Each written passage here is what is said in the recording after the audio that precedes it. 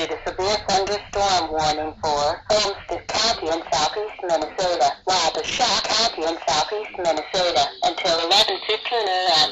At 10:15 a.m., National Weather Service Doppler radar indicated the line of severe thunderstorms capable of producing quarter-size hail and damaging winds in excess of 60 miles per hour.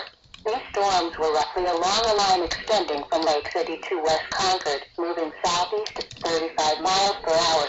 Severe thunderstorms will be near Orinoco around 10:35 a.m., Byron around 10:40 a.m., Plainview and Belton around 10:50 a.m., Rochester around 10:55 a.m., Eola around 11:10 a.m., Dover around 11:15 a.m. For your protection, move to an interior room on the lowest floor of your home or business and stay away from windows.